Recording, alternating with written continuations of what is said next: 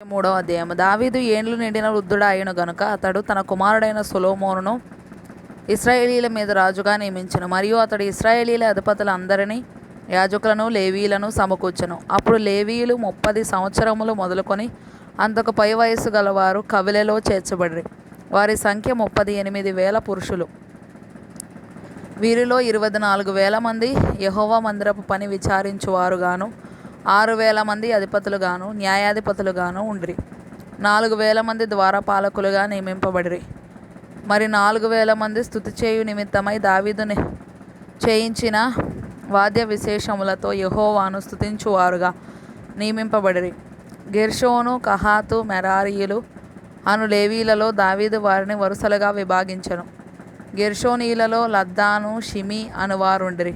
లద్దాను కుమారులు 3: పెద్దవాడగు యెహీయేలు, జేతాము, యోవేలు. షిమీ కుమారులు 3: షెలోమీతు, హజీయేలు, హారాను. వీరు లద్దాను వంశము యొక్క పితరుల పెద్దలు.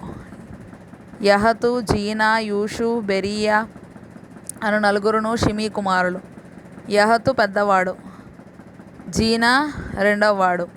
యూషునకును బెరీయాకును కుమారులు అనేకులు లేకపోయిరి గనుక తమ పితరుల ఇంటి వారిలో వారు ఒక వంశముగా చేర్చబడిరి. కహాతు కుమారులు 4: అమ్రాము, ఇసార్హు, హెబ్రోను, ఉజ్జీయేలు. అమ్రాము కుమారులు అహరోను, మోషే.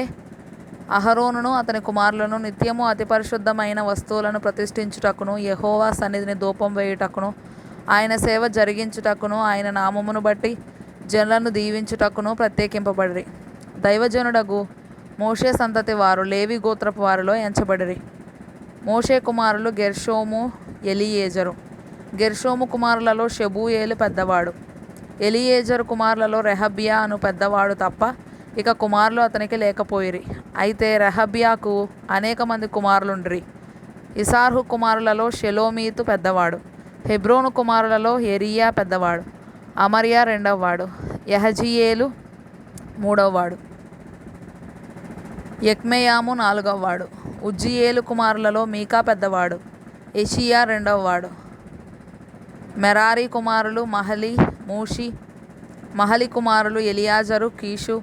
ఎలియాజరు చనిపోయినప్పుడు వానికి కుమార్తెలుండిరి కానీ కుమారులు లేకపోయిరి. కీషు కుమారులైన వారి సహోదరులు వారిని వివాహము చేసుకొనిరి. మూషి కుమారులు 3: మహలి, ఏదెరు, యెరీమోతు.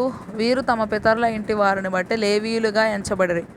పితరుల ఇండ్లకు పెద్దలైన వీరు 20 సంవత్సరములు మొదలుకొని అంతకు పై వయస్సు గలవారై తమ తమ పేరుల లెక్క ప్రకారము ఒక్కొక్కరుగా నెంచబడి యెహోవా మందిరపు సేవ చేయు పనివారై ఉండిరి.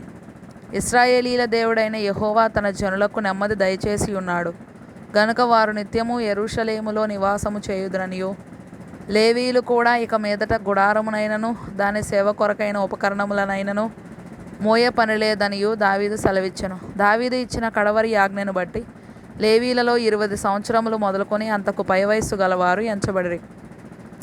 వీరు అహరోను సంతతి వారి చేతి క్రింద పని చూచుటకును, వారి వంశముననున్న యెహోవా మందిర సేవ కొరకై సాలలోను గదులలోనూ ఉంచబడిన సకలమైన ప్రతిష్ఠిత వస్తువులను శుద్ధి చేయుటకును, దేవుని మందిర సేవ కొరకైన పనిని విచారించుటకును, సన్నిధి రొట్టెను, నైవేద్యమునకు తగిన సన్నపు పిండిని, పులుసు లేని భోజ్యములను, పెనములో కాల్చు దానిని, పేల్చు దానిని, నానా విధమైన పరిమాణములు గల వాటిని, కొలత గల వాటిని విచారించుటకును, అనుదినము ఉదయ సాయంకాలముల యందు యెహోవాను గూర్చిన స్తుతి పాటలు పాడుటకును, విశ్రాంతి దినములలోను అమావాస్యలలోను పండుగలలోను యెహోవాకు దహన బలులను అర్పింపవలసిన సమయములన్నిటిలోనూ లెక్కకు సరి అయిన వారు వంతు ప్రకారము నిత్యము యెహోవా సన్నిధిని సేవ జరిగించుటకును నియమింపబడిరి.